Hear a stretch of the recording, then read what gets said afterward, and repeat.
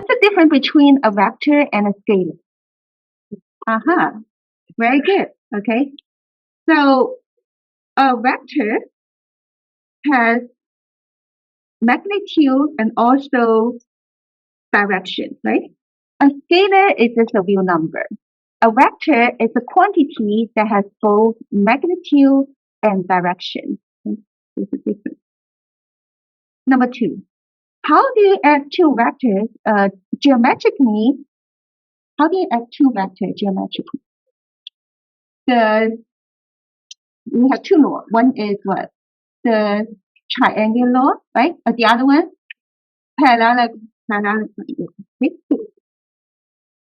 So you can have either the triangle law or the parallelogram law. Okay. A lot of people prefer the triangle law, okay, than the parallelogram law. Okay. So you can use these two to add two vectors geometrically. Now, how do you add the two vectors algebraically? Very good. I always said that. Just add the corresponding component, right? Okay, good. So to add them algebraically, you just need to add the corresponding component. Okay. Very good. Number three, if A is a vector and C is a scalar, if A is a vector and C is a scalar, how is C times A related to A geometrically? They're parallel. Yeah. A scalar times A will be parallel to A. Very good. How do you find C times A algebraically? Just multiply each component by C, right? Good job. I post the recording later, okay? Number four, how do you find a vector from one point to another? So suppose you're given 2 points from one point to the other. How do you find the vector? You subtract, right? You take the M point, take the component, and you subtract the component of the starting point, right? So for example, this is the M point, the B. This is the A, it's the starting point. You just take the component of this M point, subtract the corresponding component of the starting point. Then you get the vector go from A to B here. Okay, good. Number five. How do you find the dot product of two vectors if you know their length and the angle between them? Okay. So A dot B is equal to what? The magnitude of A times the magnitude of B times cosine of theta. Theta is the angle between them. Okay. Very good. So magnitude of A times magnitude B times cosine of the angle between them, that's the dot product. So if you know the magnitude of these two, you know the angle between them, you can calculate the dot product this way. Now what happens if you know the component of A and B? Then how do you find the dot product? Just multiply the corresponding component and then what? Add them up. Yeah, you got it. Okay. So multiply A1 with B1, A2 with B2, A3 with B3, and then you sum them up, right? That's A dot B. Okay, good. This is this question here. How are dot product useful? Can you think about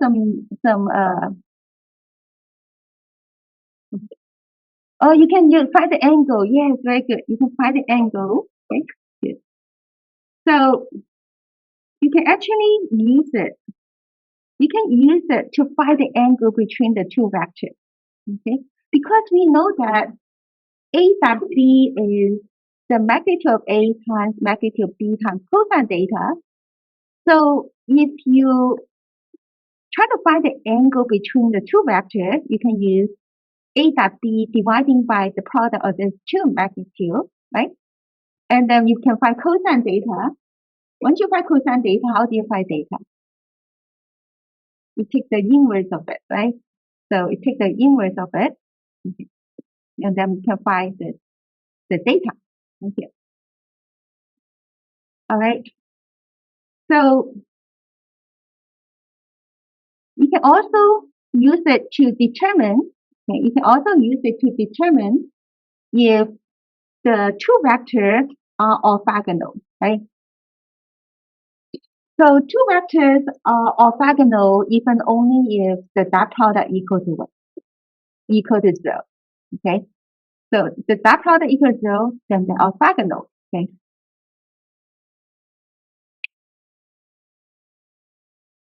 So when they're orthogonal, data will be equal to what?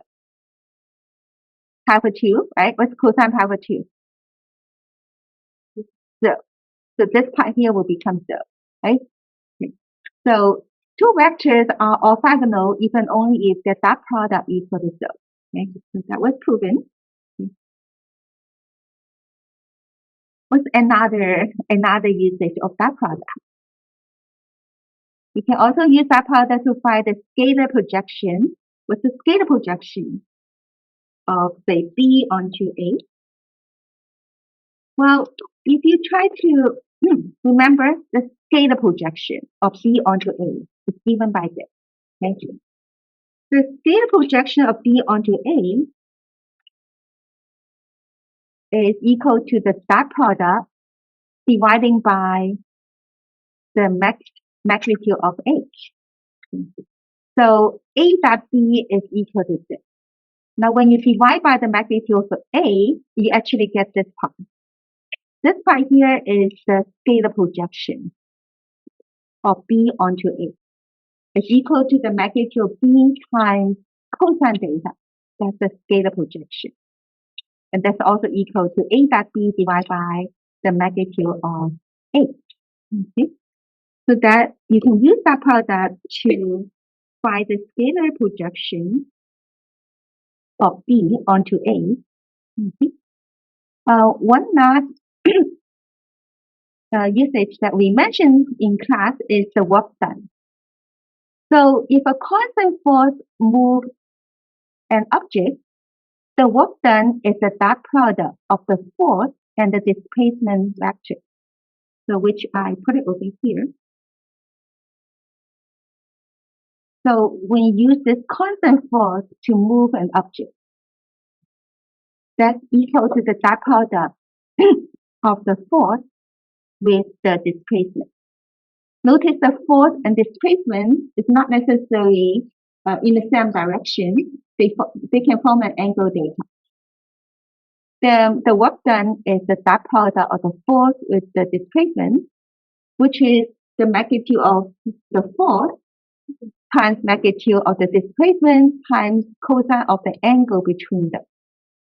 So basically, the magnitude of force times cosine of the angle between them gives you the force in the direction of the displacement. This times this gives you the force in the direction of the displacement, and then you times the displacement. Okay? So that's the work done. Number 7. Y expression for the scalar and vector projection of B onto A. And want you to illustrate with diagram. I'm going to pause for a moment and let you think about it. Okay, let's do it together. So expression for the scalar projection B onto A, we just did not too long ago. Okay, what is it equal to? Yeah, the scalar projection. A dot B divided by magnitude of A. Yeah, you got it. Okay. So here it is. Okay, this is the scalar projection B onto A is A dot B divided by the magnitude of A, which is also equal to the magnitude of B times cosine data. And if you look at this diagram here, this is the vector B and this is the vector A. When you the scalar projection of B onto its A, think about that, it's actually this directed shadow of this B onto A. So it's A dot B divided by the magnitude of A. And that's also included this. Okay. That's a scalar, right? What about vector projection of B onto A then? This one here is a scalar projection. The vector projection of B onto A,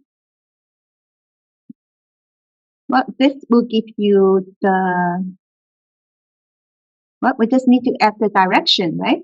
Once you have this.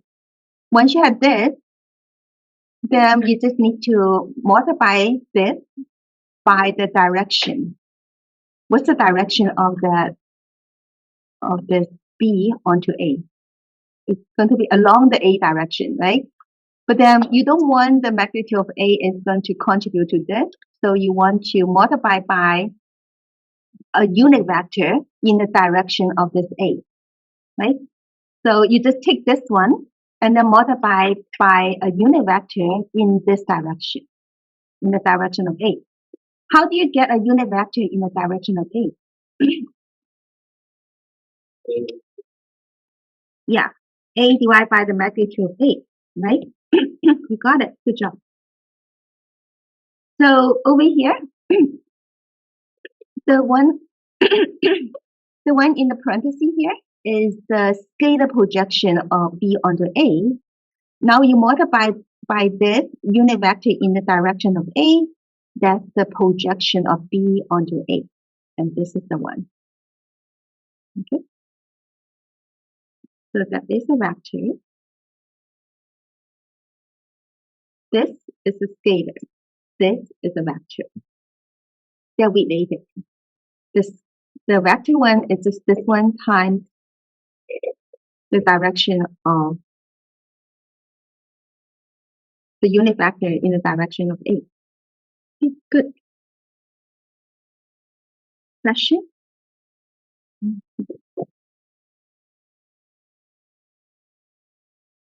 Okay, number 8. How do you find the cross product A cross B of two vectors if you know their length and the angle between them? And what if you know their components? I'm going to pause this and let you think about it. Right. Now, what do you think?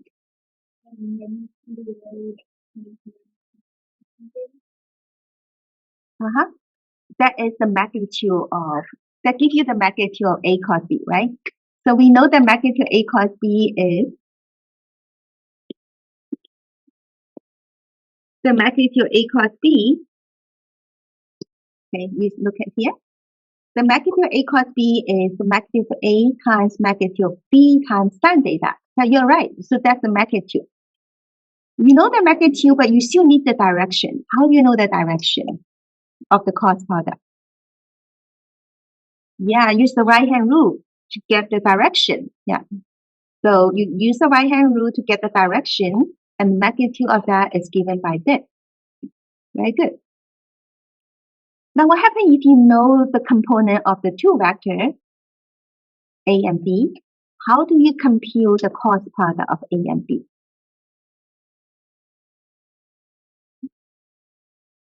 Use the matrix, right? Use the symbolic determinant of the matrix, right? Yep, you got it. Okay. Then you do this. Okay. You will take, you put this 3 by 3 matrix. The first row you put IJK, and then the second row you put the component of A. The last row you put the component of B, and you calculate this symbolic determinant of this matrix. So the I component will, you have this, and then J component with this, K component you have this, right? Okay, so that's how do you, if you know the component, then you can calculate the cross product this way using this 3 by 3 matrix. Okay, the next one. How are cross products useful? Can you think about some usage of cross product? Yeah, they can tell you two vector parallel. Okay, very good. So when will two vectors be parallel? The cross product equal to what? Equal to 0. Yes, very good. So yes, you got it. Okay. So you can tell the two non-zero vector are parallel even only if their cross product is 0. Okay, so think about you have this, and they're parallel, so you don't curl your finger. So the cross product is 0. And besides, when they're parallel, the angle between them will be 0 or pi. Sine of 0 or pi will be equal to 0. So the magnitude of the cross product will be 0. So because of this, right? So when they're parallel, then beta here will be 0 or pi. Sine of that will be 0. So the magnitude of the cross product will be 0. So they will be, so you get 0 for the cross product, and vice versa. If the cross product is 0, then they are parallel. Okay, so you can prove both ways. Another usage of that is you can use a cross product to create a vector that's orthogonal to both given vector. So you have vector A and vector B, and you want to find a vector that's orthogonal to both vectors, then you can use the cross product of A and B. Okay. Another usage of the cross product is to find the area of the parallelogram that's determined by the two vectors. So you get vector A, vector B, put them together like this. If you want to find the area of this parallelogram, then you can find the magnitude of A cos B. Right? The area that is the magnitude of A cos B. Now, if you try to find the area of a triangle with vertex here, here, and here, then you can divide the area of this parallelogram by what? By 2. By doing that. Okay. Now, another usage of this cross product is something called the torch, right? The torch. Okay. So if a force acts on a rigid body, this one, then the torch vector is the cross product of the position vector and the force vector. So the torch vector is the cross product of the position vector R, this one, with the force vector S. That product corresponds to the work done. If it's a constant force, it's the force started with the displacement, and the torque here is the cross product of the position with the force. Okay, very good. You guys are doing a good job. Number 10. How do you find the area of the parallelogram determined by A and B? I think we just mentioned this. Yes, that's the magnitude of the cross product, right? Okay, good. All right. Yeah. So the area of the parallelogram determined by A and B is the magnitude of the cross product. Good job. Okay. Next question. How do you find the value of the parallelepiped determined by A, B, C vectors? You pause a moment and let you think about it. And you just said that it is the magnitude of A dot parentheses, the cross product of B and C, right? You got it. Okay. So, and what do you call that product? You call that scalar triple product. Yes, very good. Good job. Okay. So let's look at the picture here. Okay. So you have A, B, C. Okay.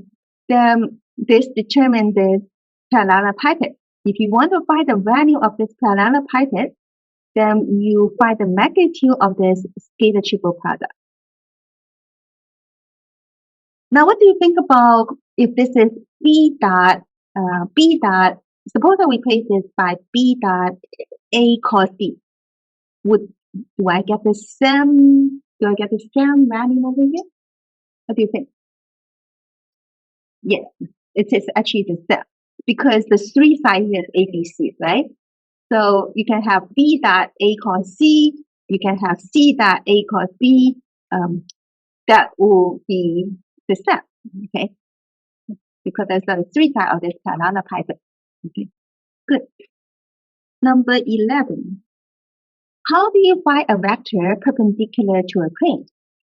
So suppose you're given the equation of the plane. How do you find a vector perpendicular to the plane? Can you say something? What did you say?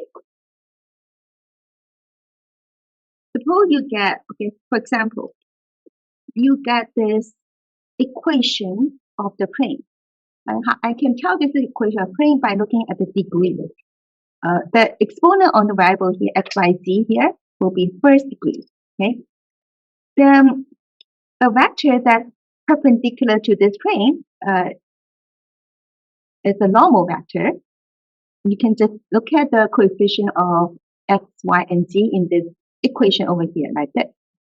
This is a vector perpendicular to the plane, orthogonal to the plane. And this is a normal vector, right? Right. So if they give you the equation of the plane, you can find this vector orthogonal to the plane by looking at this coefficient of x, y, and z. And you can actually multiply this normal vector here by any constant, any scalar scalar. Okay? Any scalar multiple of that will be orthogonal to the plane also. Now, what happens if they don't give you the equation? If they don't give you the equation of the plane, then we can use the point on the plane. Okay. Now remember, a plane. So suppose we find some point. Okay. So we can maybe find 3 points over here on the plane. We have 3 points here on the plane. Suppose this is given. Then you have two vectors, right? So you can have this vector and this vector. Okay. So you get two non-parallel vectors on the plane. Suppose you get 3 points on the plane. And then after that, how do you find a vector that is orthogonal to the plane? Cross product. Because when you take the cross product of this and this, that will be orthogonal to both this vector and this vector. Then that could be a normal vector for the plane, right? Okay. So cross product of this two vector is a vector perpendicular to the plane. Yeah, you got it. Good job. All right. Next question. How do you find the angle between two intersecting planes? Oh, I heard you said something. So you find the normal vector, right? So suppose we have this. So this is a plane, and this is another plane. The intersecting angle here is theta. Now this theta here is the same as this angle between the two normal vectors of the corresponding plane.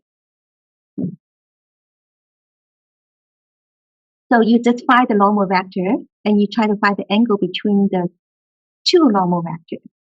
Then you're able to find the angle between the two planes, right? Okay. How do you find this angle here between N1 and N2? Yeah, you take the dot product. Remember, you can find cosine theta by using N1 divided with N2 divided by the magnitude of N1 times magnitude N2. And then you can take the inverse cosine to find this angle theta. Okay, very good. Number 13. Why a vector equation for a line? Okay, let's do the first one. Could you write a vector equation for a line, which is R equal to what? R naught plus TV, yes. It is R equal to R naught plus TV. R naught is is the position vector of a point on the line. Okay, so you got a point on the line, and the position vector for that point is R naught. The V here is the direction. Okay, give you the direction right now.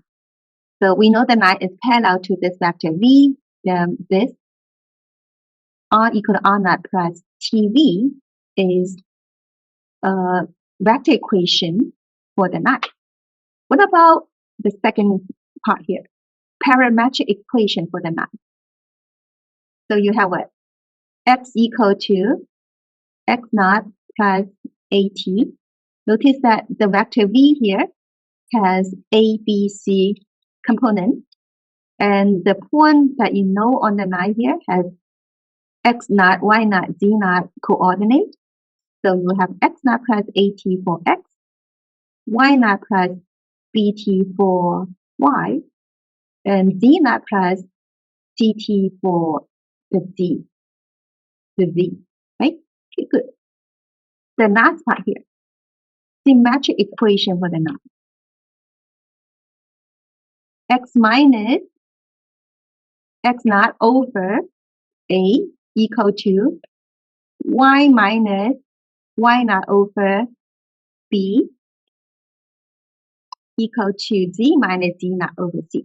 So this will be the symmetric equation, right? So this.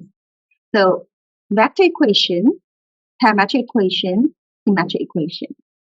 Okay. Wow, you guys really good. Right? Catch up really fast. Okay.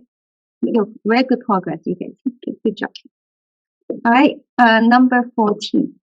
Could you write a vector equation and a scalar equation for a plane? Vector equation. Give you a hint. It has something with the dot product with the normal vector. The normal vector and started with what? R minus R naught. Okay, very good. I'm so proud of you guys. You guys did a good job. Okay. So it's going to be the normal vector n dotted with R minus R naught equal to 0. Okay. Now I'm going to give you the picture over here. So you look at the picture, maybe it help you understand this. So here is the normal vector n. R minus R naught is this one. Now because they're orthogonal, the dot product here equals 0. So n dotted with R minus R naught equals 0. Or equivalently, we can actually put it this way.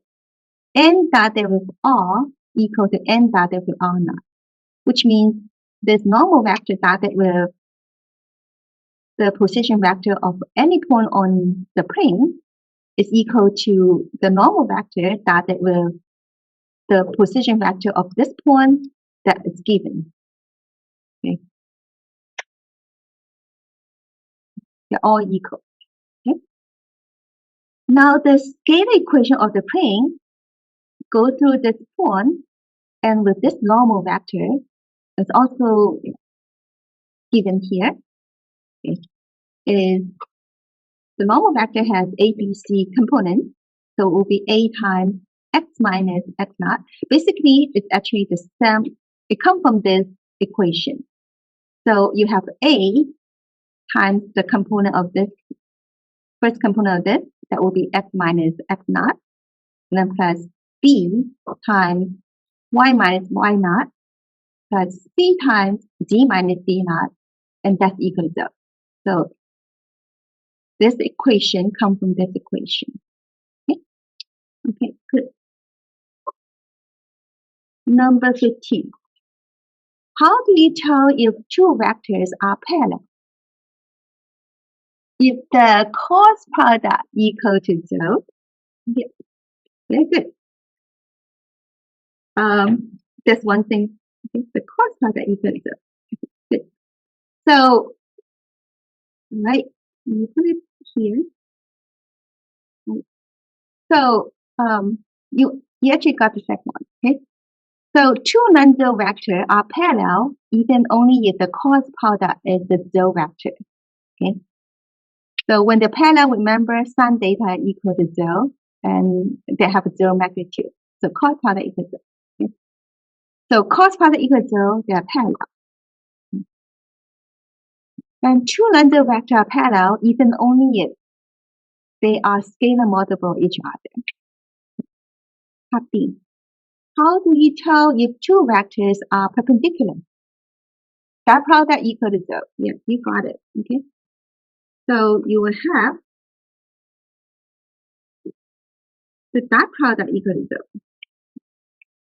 So when they are perpendicular, okay, when they are orthogonal, the dot product will be equal to the 0 scalar, the scalar 0. Okay. When the angle between them is power 2, then cosine of power 2 is going to be 0. Okay. And you will have a 0 for the dot product right here. Okay. And vice versa. How do you tell if two planes are parallel? How can you tell the two planes are parallel?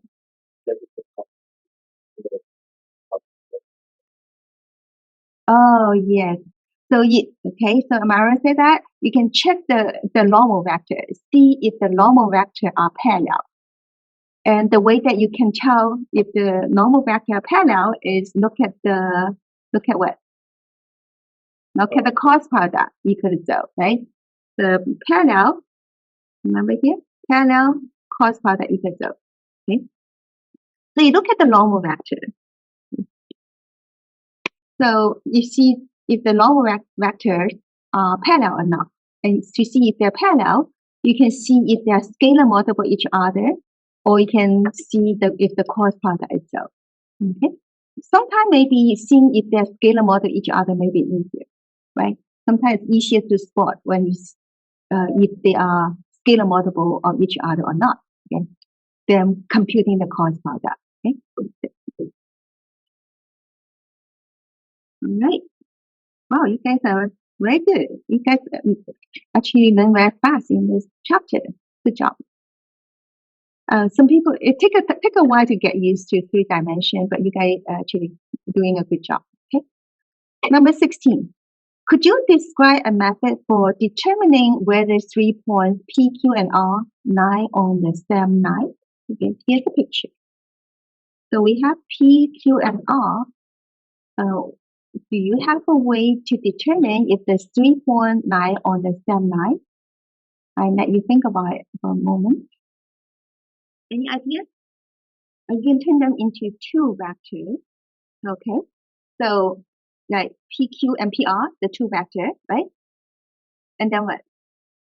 Okay, so if you see the cross product equal 0, that means they are parallel, right?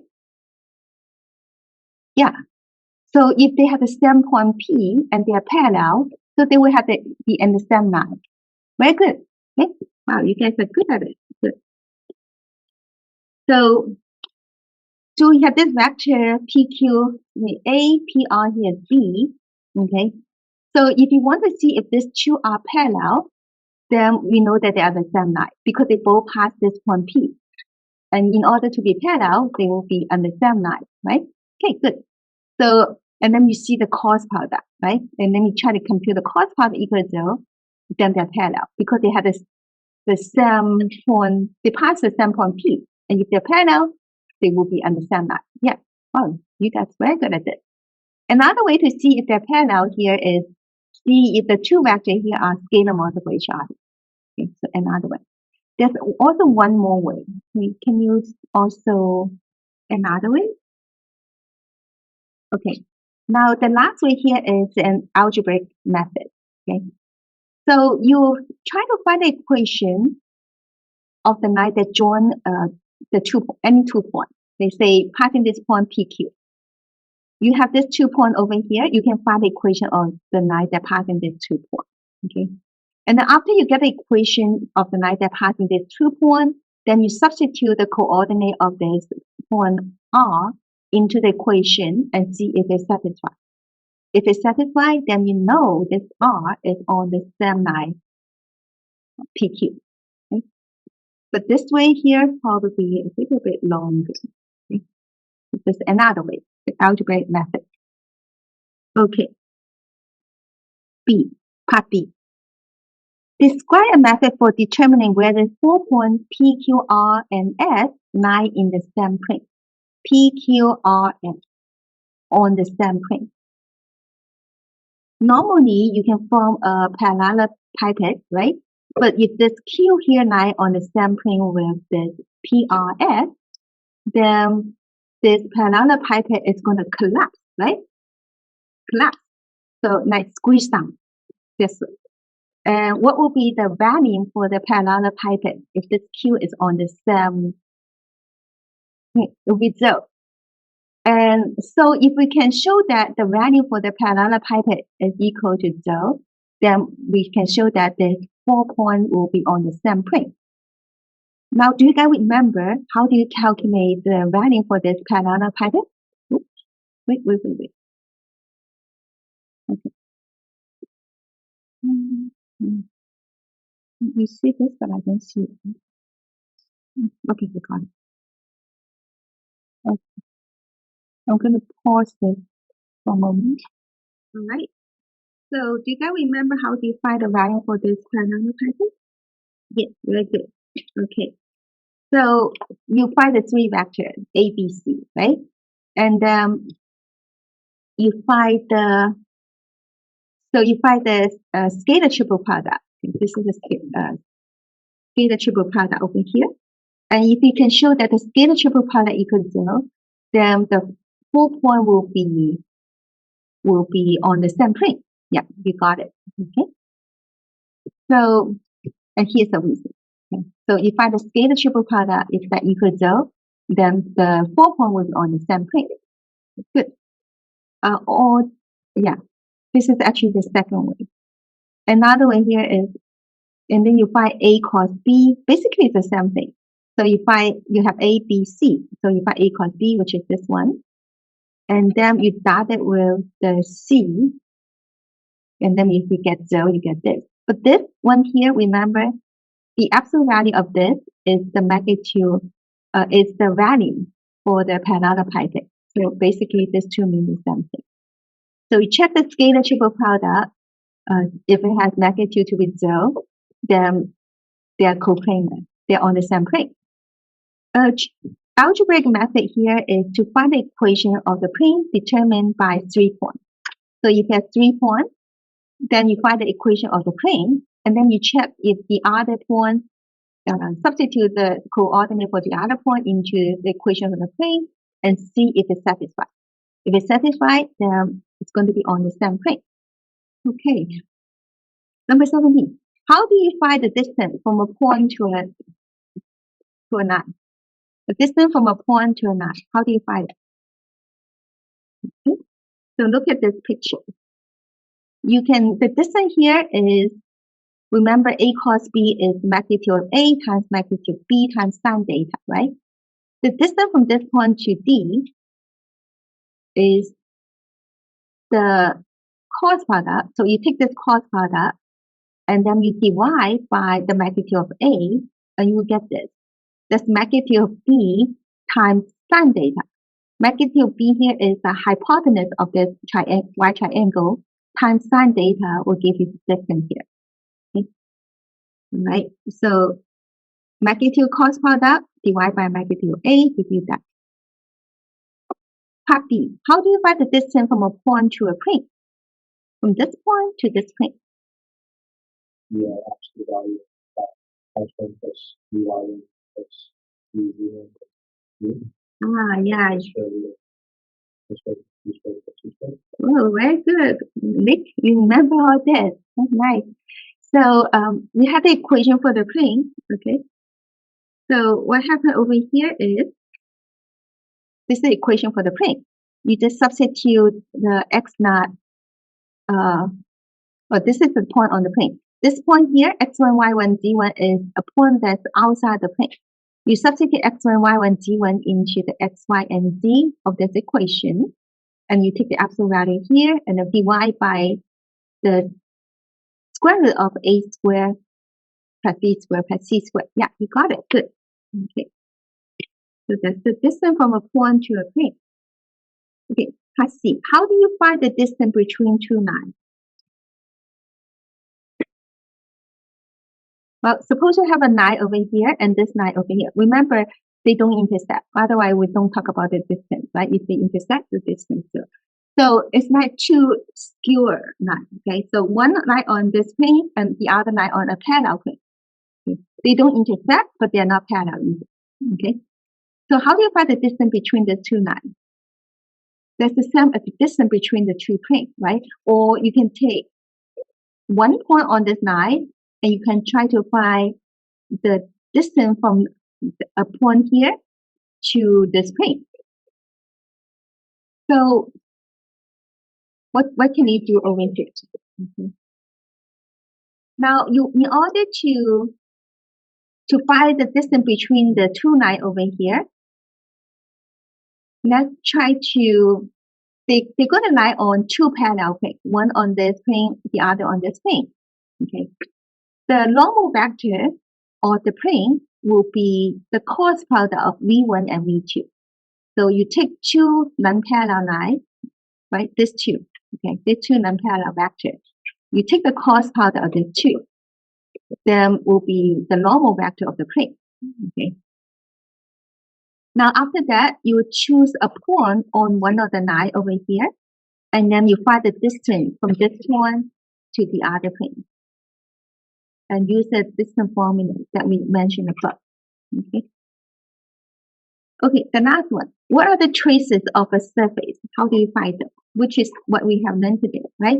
What are the traces of the surface? You will set, okay, the trace of surface are the curve of intersection of surface with plane parallel to the coordinate plane. For example, if you try to find a trace in this plane x equal to k, and you just set x equal to k, okay, into that equation, right? And then you find a new equation, okay. And then trace in the plane y equal to k, and then you set z equal to k. So if you want to find the traces, you can just change the set x equal to constant, y equal to constant, z equal to constant, okay? And then you find the corresponding traces. And then number 19 is the table that were given in class. Ellipsoid, cone, elliptic, paraboloid, all those are the equations for those quadratic surfaces. Okay, all right. So that's all for this chapter, and you guys have learned a lot.